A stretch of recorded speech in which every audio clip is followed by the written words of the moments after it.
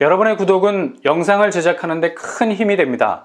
영상을 보시기 전에 구독과 좋아요 꼭 부탁드리겠습니다. 아울러 회원이 되시기를 원하시는 분들은 유튜브 채널 홈피 구독 옆에 있는 가입 버튼을 눌러주시기 바랍니다.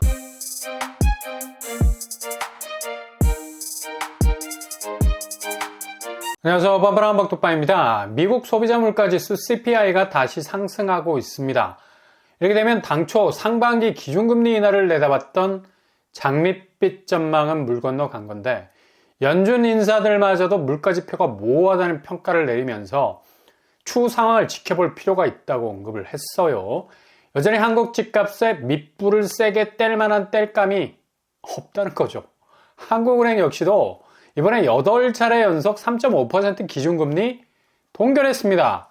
지난해 2월부터 금리 인상 행진을 멈추기 시작을 했던 거고요. 이렇게 금리의 기준을 잡아주는 중앙은행 스탠스는 2024년으로 넘어왔어도 여전히 싸늘한 스탠스를 유지하고 있기 때문에 올해 집값 추이는 엄청난 하락장을 경험하게 될 것으로 보이고, 그동안 상승분을 그대로 반납해야 하는 버블이 제대로 터질 것으로 보입니다. 1월 분위기가 다소 소강 상태로 지속이 되고 있죠. 그러나 워낙에 하락 에너지가 강하게 밀려오는 태풍의 눈과 같은 지점에 와 있기 때문에 어찌 보면 태풍 전야와도 같은 고요함이 느껴질 수도 있는 겁니다. 1월 말로 가면서 엄청난 소용돌이 속으로 들어가게 될 것은 확실해 보이고요. 그만큼 누적된 집값 피로도가 매도자나 매수자나 공통적으로 느끼고 있어서 매도자는 뭐 더 이상 버틸 힘이 없는 거고, 매수자는 더 이상 살 수 있는 힘이 없는 거고, 그러니 당연히 뭐 지금 거래량 보세요. 서울 아파트 1일 아파트 거래 현황판은 매매가 딸랑 4건만 올라와 있습니다. 이게 올해 상반기 집값이 어떤 추이로 가게 될 건지를 나타내는 나침판이라 할 수 있죠. 그러니 되도록 자세 낮추시고 잔뜩 웅크려진 스탠스 유지하신다면 지금 언제까지 뭐 이 싸움이 지속될지 뭐 답답한 면도 없지 않아 있겠지만 조금만 참으세요. 좀. 한 방에 뚝이 무너질 수 있는 간당간당 한계 상황에 와 있는 건 분명합니다. 그러니 잘 지켜보시면서 팝콘각, 의자를 뒤로 길게 빼고 여유를 가지셔야 될 때입니다. 동시에 촉은 녹슬지 말아야 되겠죠. 제대로 된 가격 태그를 달고 나오는 곳들은 유심히 잘 지켜보시면서 칼을 가셔야 됩니다.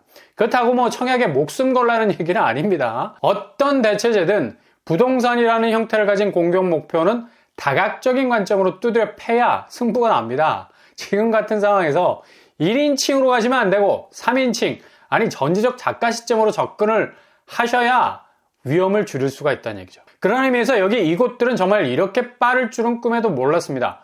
이거 뭐 거의 속도 위반 아닙니까? 그런데 이런 속도 위반은 100번, 1000번, 만번을 해도 되죠. 언제든 웰컴입니다. 드디어 이번 달 1월에 사업 승인을 마쳤습니다. 이건 뭐 거의 빛의 속도라 해도 과언이 아니죠. 이렇게 사업 승인이 되어버리면 바로 공급이 시작될 수 있겠는데, 정말 느닷없이 나오는 틈새라 할 수 있겠죠. 서울 다른 민간 분양은 뭐 고분양가 덩어리 그 자체이기 때문에 제껴야 하는 살덩어리들이고, 이렇게 가격에서 확실하게 다이어트가 된 곳들은 일단 혜택을 볼 수 있는 곳들이기 때문에 잘 보고 판단을 하셔야 된다는 얘기죠. 입지가 그냥 수도권 외곽에 있는 곳들이 아니라 서울 도심 한복판에 있는 곳들입니다. 그리고 공급 규모가 2000세대가 넘어가요. 미친 듯이 오르는 서울 분양가, 특히 5구제곱 10억에 이르고 있고 8사제곱 14억 가까이 다다른 그야말로 고분양가의 햇살이 따갑게 내리쬐고 있는 현실에서 그야말로 비현실적인 분양가. 이미 분양가는 뽑아져 나와 있는 상태라 그렇게 뭐 큰 편차는 보이지 않게 될 것 같고요. 드디어 서울에서 5억대 분양단지가 등장하는 걸 두 눈으로 목격하게 되네요. 바로 서울도심 복합 공공사업 3곳. 여기는 뭐 잘 알려지지 않고 있죠. 그러나 제일 입지가 쏠쏠한 곳들 위주로 사업 승인이 됐기 때문에 바로 공급 단계까지 오게 된 겁니다. 지금 민간 분양이 가격을 어마무시하게 올리고 있는 상황에서 민간 브랜드를 단 분양이 또 될 수도 있고요. 여기는 확실히 공공재의 성격이 강한 시스템이 뒤에서 받쳐주고 있는 구조이기 때문에 상당히 메리트가 있다 할 수 있겠습니다. LH에서 주관을 하지만 분양 드라이브 모드는 민간이 주도하게 되는 아주 특별한 사업 형태를 취하고 있기도 하죠. 무주택자 입장에서는 뭐 진입하기에 전혀 부담이 없는, 또 서울 도심에서 공급이 되는 물량이기 때문에 더욱 매력 있는 곳이라 할 수 있겠습니다. 이런 곳들은 뭐 미친 분양가 뒤로 하고 그대로 스캔을 한번 해볼 수 있는 곳이라 말할 수 있습니다. 지금 부동산 환경이 극악으로 치닫고 있기 때문에 자칫 한 발 잘못 내디뎠다가는 상당한 손실 위험도 올 수 있고요. 여전히 내적으로는 금융 리스크, PF 문제, 그리고 외적으로는 심상치 않은 금리 변동 요소, 그리고 대외 경제 문제. 언제 모든 것을 다시 얼어붙게 하는 상황이 전개가 될지 아무도 모르는 상황입니다. 그래서 무조건 가성비로 가시는 것이 중요하고요. 바로 연신내 역세권, 방학 역세권, 쌍문 역세권 세 곳이 본격 공급 일정에 들어가게 됐고요. 강남권에서도 느닷없이 새로운 공급지로 채택이 되는 곳들도 있습니다. 이 5곳 눈여겨보실 필요가 있는데요. 정말 이렇게 빠를 수 있을까라는 생각이 들 정도로 속도 면에서 상당한 스피드를 보이고 있네요. 민간 분양가 부담되시는 분들이라면 충분히 고려하고도 남을 만한 곳이죠. 먼저 이 세 곳 중에 가장 큰 공급 물량 규모를 가진 곳, 바로 쌍문역 서측입니다. 최고 층수 45층, 공급 호수는 1428세대나 되고요. 그냥 쏟아지는 공급 사이즈입니다. 일단 1000세대가 훌쩍 넘어가는 규모 보이고 있다고 할 수 있겠습니다. 여기는 어찌 보면 당첨 확률을 상당히 높일 수 있는 일반 분양 물량이 나올 것으로 보이고요. 이런 데는 일단 많은 사람들이 모이는 신길 2구역이나 증산 4구역 쪽보다는 우회해서 진입할 수 있는 통로를 구축할 수도 있겠네요. 기본적으로 쌍문 역세권이라는 교통환경 갖추고 있어서 서울에서는 특히 상당한 경쟁력을 가진 단지가 될 수 있을 것 같습니다. 쌍문역 서측 분양가는 5구제곱 5억대, 84제곱 7억대로 나와 서울 분양인데 5억대 가격까지 나왔다는 거. 이건 충격이죠. 이것 자체가 요즘 5구제곱도 10억에 가까이 가는 시점에서는 상당히 고마운 가격대라 볼 수 있는 겁니다. 그리고 쌍문역 동측, 여기는 공급 세대 수가 639세대.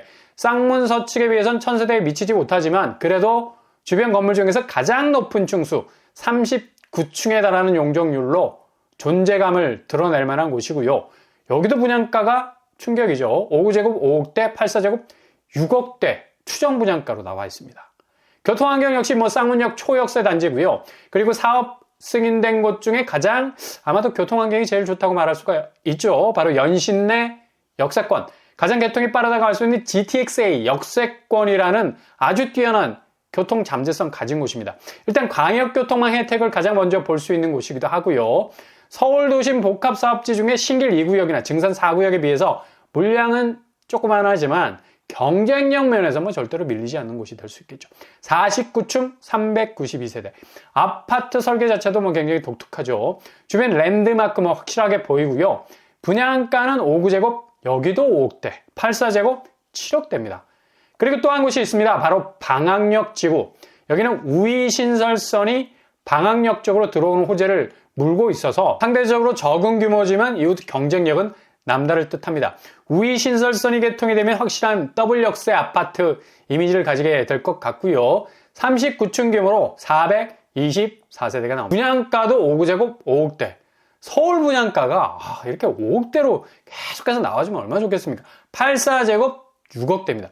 이렇게 기존의 신길 2구역, 증산 4구역에만 코가 깨서 그곳만 주구장창 팔 필요가 없다는 거예요. 상대적으로 물량은 적지만 그래도 교통환경이라는 입지면에서 따지자면 상당한 그래도 어느 정도 경쟁력을 가진 곳들이라 할 수 있죠.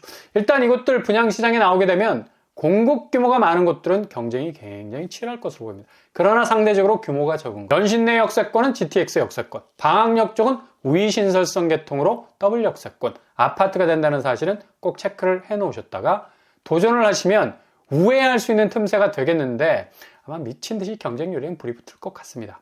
토지 임대부도 아닌데 5억대 서울 분양가니까요. 아무튼 세 곳의 사업 승인으로 인해서 정말 빠른 속도로 사업을 진행 중에 있어서 시공사까지 마무리가 된다면 곧바로 사전 청약 물량으로 대거 등장할 예정이니까 잘 살펴보셔야 할 것이기도 합니다. 지금 하락장에선 애매한 구축 잡다가 다시 피박을 쓸 리스크 충분히 있고요. 동시에 고분양가 받아주다 집과 함께 묻힐 수가 있어요. 이거 조심하셔야 되고요. 그래서 무조건 틈새는 잘 이렇게 들여다 보실 것도 중요합니다. 그리고 신규 공급지로 발표가 될 예정인 곳들. 일단 강남 공급으로선 마지막이 되지 않을까 생각을 해볼 수 있겠네요. 가장 많은 물량이면서 동시에 거의 마지막 끝물입니다. 바로 동부도로 사업부지 그리고 수서역 부지. 동부도로 사업부지는 여기 공급 규모가 1000세대 이상의 단지가 들어설 것으로 보입니다. 입지는 가장 가까운 역이 하계울역. 도보로 5분 정도면 충분할 정도로 3호선 라인이 가깝게 자리하고 있고요. 그리고 수서역 부지 공급 규모 800세대 가까운 공급 물량을 계획하고 있습니다. 3호선 수서역 수인분당선 SRT가 지나죠. 그러니 더욱 촉각을 곤두세우시고 여기 강남 물량도 새롭게 신규 택지직으로 확정이 될 것 같으니까 면밀하게 살피셔서 접근해 보셔야 되겠습니다.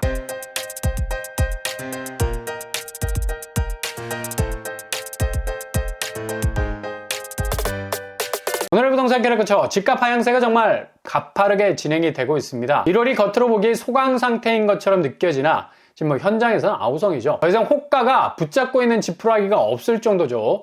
불과 1, 2주 사이에 분위기가 또 한번 급변할 듯 보입니다. 인내로서 지켜보는 것 중요하고요. 동시에 틈새는 잘 관찰을 하셔야 되겠습니다. 특히 신규 공급지로 채택이 될 강남 쪽 공급 아마 2024년 가장 뜨거운 곳이 되지 않겠나 라는 생각을 해볼 수 있겠네요. 운동화끈 단단히 잘 묶고 뛸 준비 하실 수 있길 바랍니다. 오늘도 응원합니다. 여러분의 길이 꽃길만 되실 수 있길 바랍니다.